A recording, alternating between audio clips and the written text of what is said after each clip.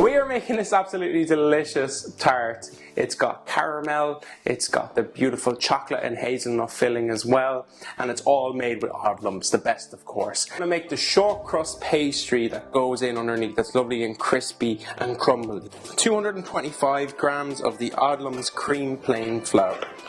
And next to that then we have 75 grams of ice and sugar. Basically the idea of the ice and sugar is that this makes it lovely and sweet, but also gives you that lovely short crumbly texture, instead of using caster sugar of course. We have next 150 grams of butter, and this is just at room temperature.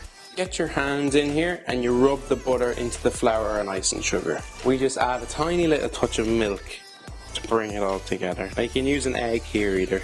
Okay, so wrap this in cling film and that goes into the fridge for 30 minutes to rest. So once the pastry is rested for 30 minutes, we're just going to roll it out. And then we're just going to roll it over the rolling pin, like this, and literally rest it in.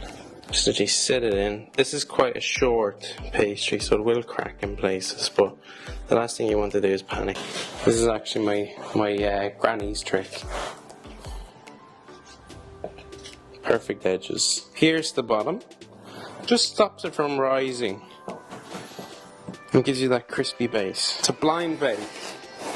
Heat-proof cling film. How you know your cling film's heat-proof? Check the pack and it'll tell you what temperatures your cling film can withstand heat up to. Normally you could use rice, baking beans, or here's another trick we were taught in college actually, was just use flour. So good old oddlums flour in there. And the best thing about this is that once you do this, it kind of solidifies and you can reuse this time and time again if you're making tarts every single week. Press it all down so that it weighs it all down. So you pop this into the oven at 180 with the weight on for 10 minutes and then take the weight off and cook for a further 5.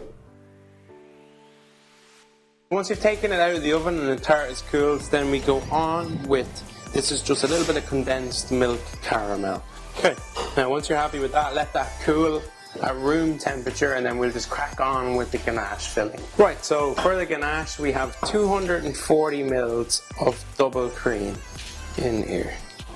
Okay, and then we go straight on to the heat. 100 grams of dark chocolate, and we have 100 grams of hazelnut and chocolate spread as well. Okay, so once that comes up to temperature, pour it over the chocolate. What we do is we just mix. Let that cool at room temperature and then we just pour it into the tart and finally finish it off. And just pour over top that whole mixture. So just spread it out and smooth it all out everywhere. To cool for an hour and then you're ready to tuck straight in. And there you have it, the most delicious chocolate, hazelnut and caramel tart with oddlums.